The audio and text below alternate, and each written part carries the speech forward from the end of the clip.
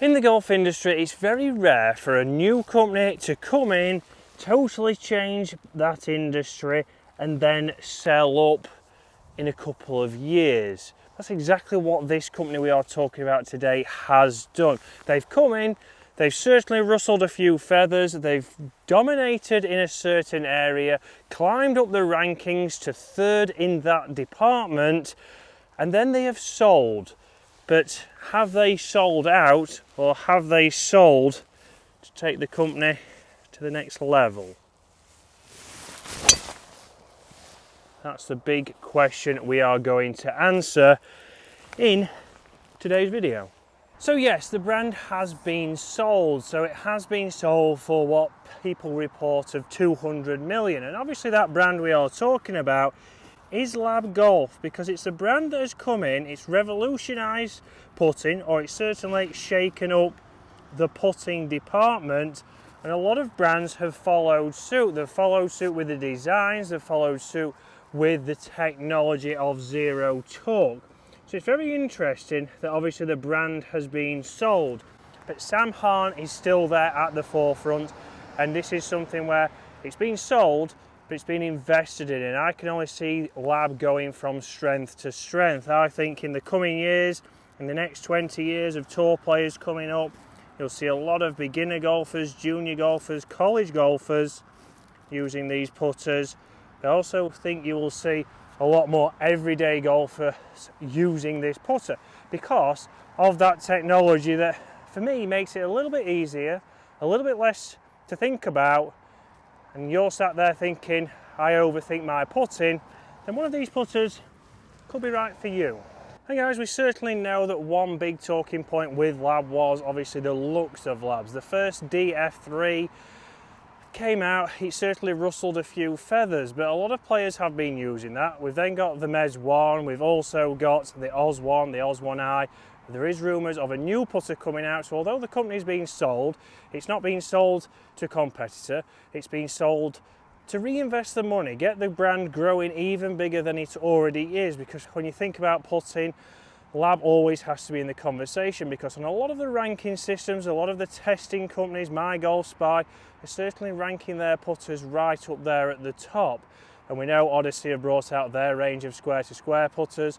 We know TaylorMade have brought out the Spider ZT, and we know Bettinardi, PXG have all brought out their own lines, but can they compete? And have L.A.B made a smart decision?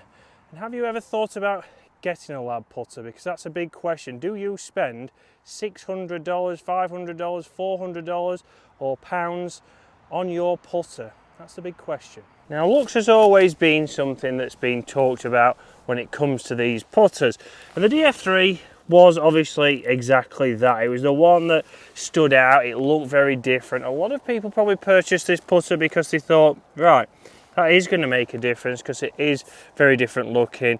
We have got that shaft set back, and it was very popular. The Link 1, the first putter that L.A.B brought out, was probably more traditional, and that's maybe why that one didn't stand out more than the rest. And when you see people with L.A.B putters in the bags, you'll normally see the big head cover. You'll either see the Mez 1, the Mez 1 Max, or you see the Oz 1, or you see the DF3. And we know that it's all personal preference, but people have thought maybe if this looks totally different to what I've always been used to, it doesn't just look like that answer putter, it doesn't just look like that spider putter, then surely this is going to make a difference. And what I really think is this is going to make a difference for people in controlling their club face, because we know it's zero torque. We know when you see the revealer, which I'll try and put on screen now, you'll see that it doesn't have any movement in the backswing. It's very stable. The face stays nice and square to your path, and as a result we should be able to repeat that time and time again. You can see there a little bit short, and this was a putter that I thought I would never like, but it does roll, or it does swing incredibly well, and the roll on the golf ball is fantastic. And for anyone who just likes that, nice and easy to pick up, but unfortunately not so easy when you're trying to roll a putt into where you want it to be for cameras. So just one thing to take into account. We know that A lot of people are 3-putting, so yes, if my face is square, if my pace is still bad, I'm not going to lower my scores. No, but a putter isn't going to fix that. But a lot of people, yes, your pace might be a little bit firm, a little bit soft, and that's something you need to work on. Again, the weight in this putter could potentially help you swing a little bit less. It's a bigger head, there's more mass behind it. So if we need to make a smaller motion, there's less that can potentially go wrong. Obviously, the longer swing I have, the more that can go wrong, just like the driver. We know the driver is the club you swing the fastest. If we're slightly off with the driver, we're going to hit it more wayward than we are with, let's say, with your pitching wedge. It does feel incredible, and one thing I do have to say is when I first saw these putters and you look at the more industrial design of these, I always thought they was going to feel incredibly firm off the face, but this putter does feel as soft as butter.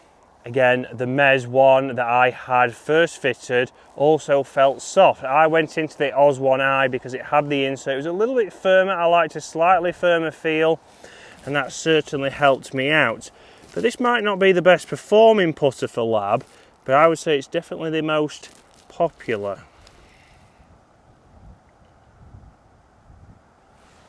And we take those from here. I've holed one. Tour averages would say 1 in 4. Conveniently, I've done 1 in 4. But let's talk about the putter that does perform the best. And that putter would be the Oz 1 putter, the Oz 1i. So the best product of the year by My Golf Spy, which I'll put on screen now. So they've gone into what is the best product, and for them, it was a clear winner. So this putter is in the zero torque category, which we have seen probably the most amount of releases or new releases come out today. Yes, there's been a lot of new drivers, there's been a lot of new irons, but that's nothing new. As in, we've always had those kinds of irons, we've always had those kinds of drivers. But one thing we haven't had is a lot of zero torque putters. So L.A.B weren't the first, but they are the one that have certainly obviously changed the market, really got people thinking. We've seen, like we mentioned earlier in this video, that Callaway, TaylorMade, PXG, Bettinardi, and now I believe Ping, have all brought out zero torque putters to their range. So they see how this is not just going to be a fad, it's going to be a trend because of the results that they are getting.